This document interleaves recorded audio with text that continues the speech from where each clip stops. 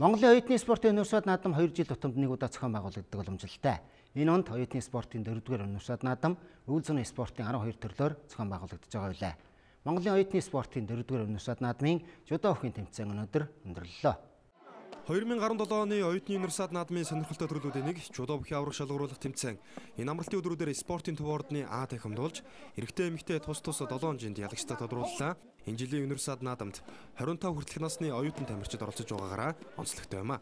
Универсиад наадмын жудо бүхий тэмцээнд 18 ихтэй сургуулийн 120 гаруй тамирчин хурд хүчээр өрсөлдсөнөөс олон улсын хэмжээний мастер болдридын дасгалжуулагчтай Монгол улсын боловсруулалтын сургуулийн баг тамирчид багийн дүнгээр тэргүүн барьцлээ.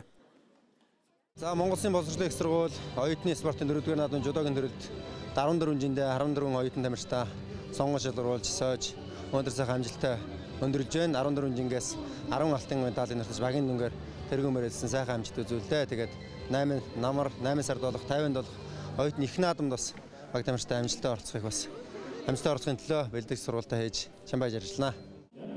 Тэмцээний эмэгтэйчүүдийн 48, 52, 57, 63, 70 кг-ийн жингүүдэд Монгол улсын боловсруулалтын сургуулийн тамирчид шилтгэн байж, наран цэцэг, ган цэцэг, хулан, ган хайж, даваа сурнаар тус тэргүүн байруудад шалгарчээ. Харин хасах 78 кг-ийн жинд үндэсний биеийн тамирын дэд сургуулийн Гандимаа, нэмэх 78 кг-ийн жинд Монгол улсын боловсруулалтын сургуулийн Адил цэцэг аваргаар тодорчээ.